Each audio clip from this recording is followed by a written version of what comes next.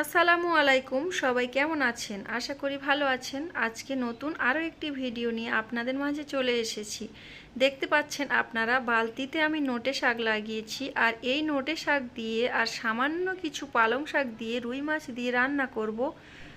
সম্পূর্ণ ভিডিওটি আপনারা দেখবেন। ভিডিওটি যদি ভালো লাগে তাহলে প্লিজ ভিডিওটিতে একটি লাইক দিয়ে দেবেন।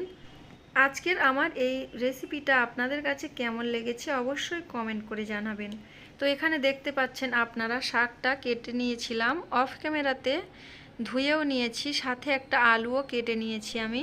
আজকে শাকটা যেহেতু আমি রুই মাছ দিয়ে রান্না করব, তো মাছটা আমি প্রথমে মশলা মাখিয়ে নিচ্ছি। লঙ্কা গুঁড়ো দিয়েছি, হলুদ গুঁড়ো দিয়েছি এবং এর মধ্যে দিয়েছি লবণ।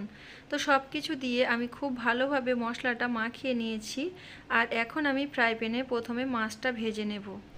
নিজের হাতের লাগানো শাক দিয়ে আজকের আমি রান্না করছি, আপনাদের সঙ্গে শেয়ার করছি। আমার কাছে তো ভীষণ ভালো লাগছিল।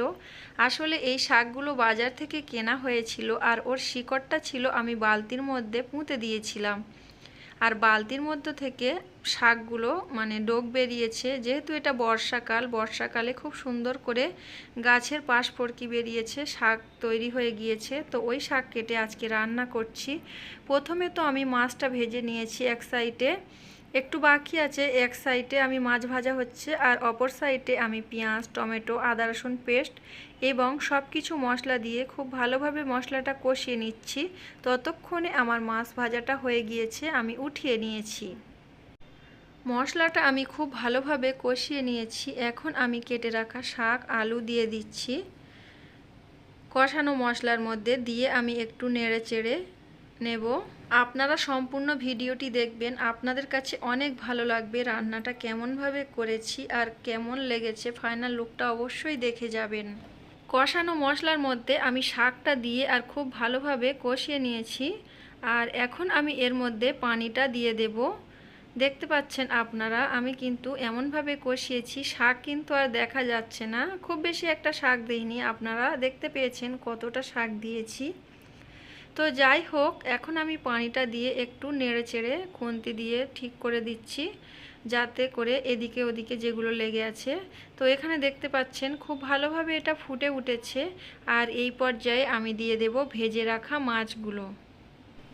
ভেজে রাখা রুই মাছগুলো আমি এর মধ্যে দিয়ে আবারও কিছুক্ষণ ফুটিয়ে নেব।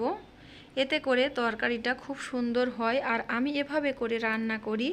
তো আপনারা দেখতে পাচ্ছেন কিছুক্ষণ ফুটিয়ে নিয়েছি, আর ফাইনাল লুকটা কেমন হয়েছে আপনারা অবশ্যই জানাবেন। তো আমার কাছে তো ভীষণ ভালো লেগেছে এই তরকারিটা খেতে। বরাবরের মতো সবার সুস্বাস্থ্য কামনা করে আজকের ভিডিওটা এখানে শেষ করছি। সবাই ভালো থাকবেন, সুস্থ থাকবেন। দেখা হবে অন্য কোনো ভিডিওতে। আল্লাহ হাফেজ। আসসালামু আলাইকুম।